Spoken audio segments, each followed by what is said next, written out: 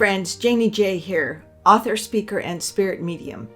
How do you stay calm at work or at home when distressing things happen?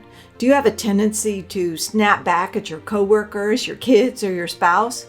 Well, let me tell you, there is a secret to it, and it might not be what you think. Sure, we can learn how to not respond like a loose cannon when others act inappropriately, but there is actually a little bit more to it. And it's something that's easy, and it's something that we have control over, and it's something that we can learn how to do.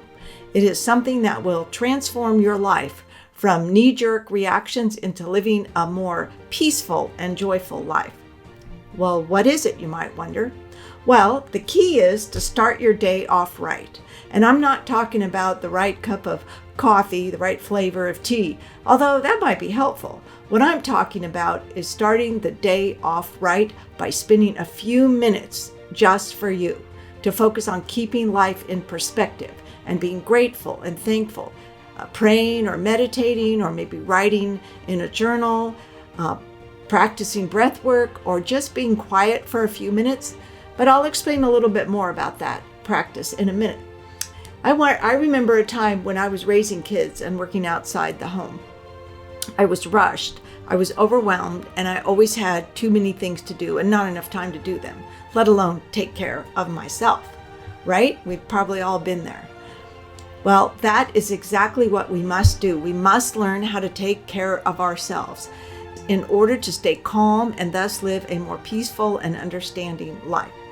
I remember another time when I first started my spiritual journey, and I was a fairly new real estate broker. And I kept reaching out to this possible client, trying to explain why she should list her property with me so I could sell it versus her selling it herself. And I worked with her and just a little bit at a time trying to win her over. And then one day I made a phone call and I blew it. I totally blew it. The lady was like so close to signing a listing agreement and I totally blew it. So afterwards I sat back and reflected, how in the hell did that happen? And what did I do wrong? Because she was acting, just the same as normal. But what had happened is right before I contacted her, I had something happen in my personal life, so I was a little bit upset. Now, of course, I was nice to the woman, and I didn't say anything mean or rude, but it was just in my tone and my demeanor, and probably I had a bit of anxiousness in my voice, so it did not go well. You see, others can sense and feel our emotions and our tones and our worries, and they pick up on things, and things might not go the way you want when that happens. Now, we've all been around someone who is noticeably upset. Now, they might yell and scream and throw things, and of course, those are good clues, but they don't always do that, and yet we can still feel their emotions, and we can still tell they're upset. So now you can see why it is so important that we learn how to harness our emotions and try to remain calm and peaceful, because that's how other people are going to act when we're around them, if we can maintain it. But Janie, a lot of people ask me, how do you stay so calm when distressing or annoying things happen and you just seem to take them in stride?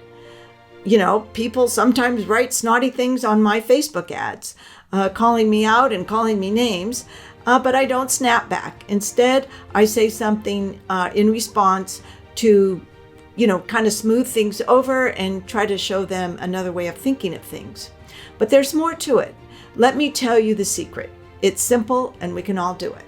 How, you're going to ask? Well, many people use the methods I've mentioned before, and they're all really good and they all help. But there is more. And what I use is a simple method until it became a habit. And it's pretty much a feeling that I carry with me all the time. Because once you learn it and you practice it, it becomes part of you. It's kind of like your default setting. Now, each of us will tweak the method to fit what works best for us. But here are the basics. It's called the Connect to Transform process. It's a simple way to learn to sit quietly and get your day off to a great start. After you follow the steps and get to that peaceful place, as I call it, then you can connect to your higher self, your spirit guide, your higher power, God, Jesus, Buddha, or whomever you desire. See how it feels when you do the process and you remember that feeling. So later, when you're feeling stressed, you might even have to go off somewhere by yourself, even if it means hiding in the bathroom stall for a few minutes, and learn how to recapture that feeling before you go about your day. And after a while, it will become your new state of being. It'll be your default setting. And it's a great way to live. What a great way to live, from a place of peace and understanding and joy. And if I can do it, a self-proclaimed, spiritually starved workaholic, then certainly you can do it. It is a very easy process, and it's free, and you can get the simple instructions at my website. The link will be in this description. And I look forward to you learning how to stay calm at work or at home or wherever life takes you. And this journey will be much more enjoyable, I promise, if you learn how to do this.